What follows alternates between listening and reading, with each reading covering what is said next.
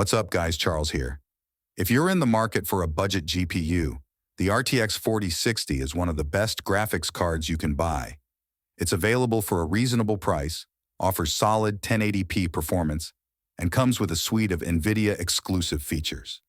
Still, it's not the right graphics card for everyone. NVIDIA's value-focused GPU has a few minor issues.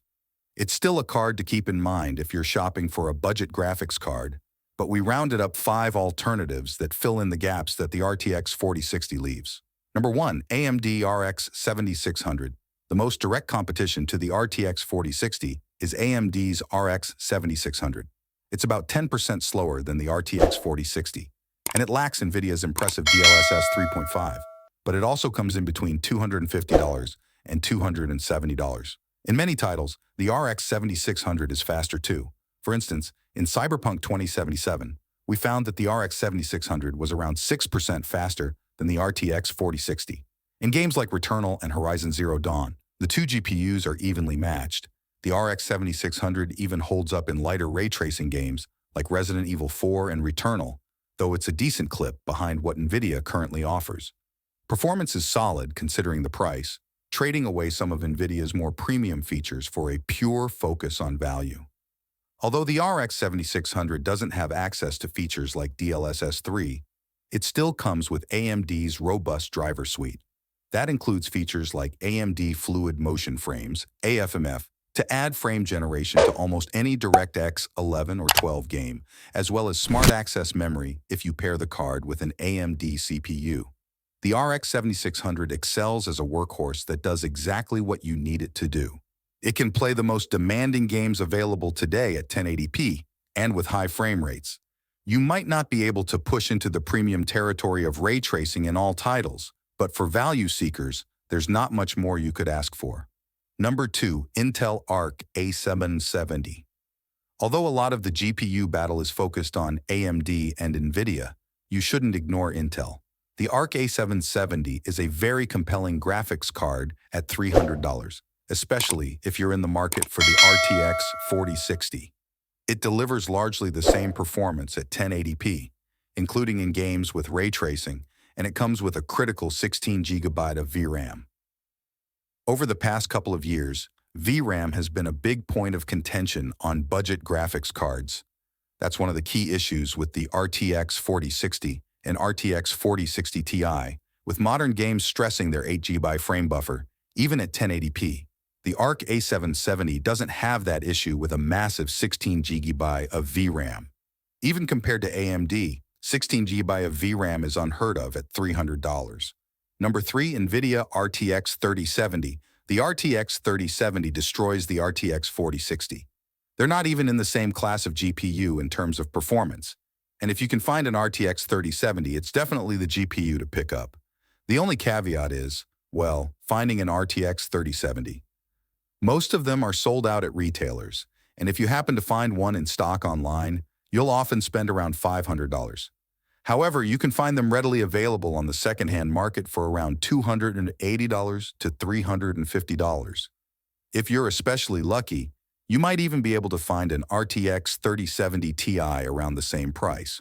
For that, you're getting a GPU that's around 20% faster than the RTX 4060 at 1080p.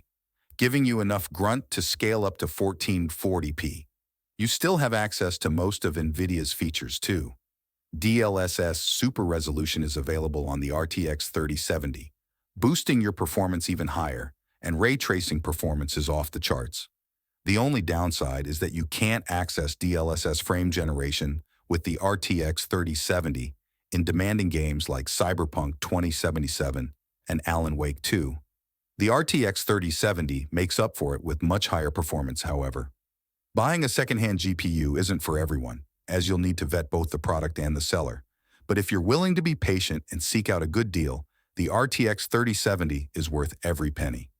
Number 4, AMD RX 6800.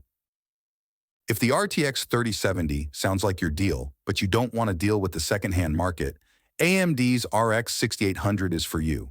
You can still find this last-gen GPU in stock for around $370, and it's just as fast as the RTX 3070. You're getting around a 20% performance boost over the RTX 4060 overall, and around a 35% boost if you ignore ray tracing. That's where the RX 6800 shines the most. AMD's last-gen GPUs aren't the best when it comes to ray tracing, but they're extremely powerful in rasterized games. You're getting a lot more performance for your dollar with the RX 6800 compared to the RTX 4060, and with 16 GB of VRAM in tow. Performance at 1080p is great, but there's enough juice here to go up to 1440p and maybe even 4K. On top of great performance, you still have access to AMD's AFMF feature if you want to dabble in titles with demanding ray tracing, as well as the other features available in AMD's Performance Suite. NVIDIA has a solid suite of features as well, but AMD still holds the lead when it comes to performance monitoring and GPU overclocking through its software. The RX 6800 was the odd card out of AMD's last-gen lineup, but a cascade of price drops over the past year have left it in a much better spot. It also wasn't very popular in the previous generation, with most gamers opting for the more powerful RX 6800 XT instead. Thankfully, that means there's plenty of backstock to pick from. Number 5. AMD RX 7700 XT.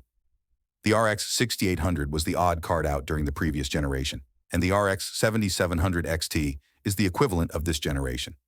It wasn't a very good GPU when it was released, coming in too expensive for the performance it offered and too close in price to AMD's much more impressive RX 7800 XT.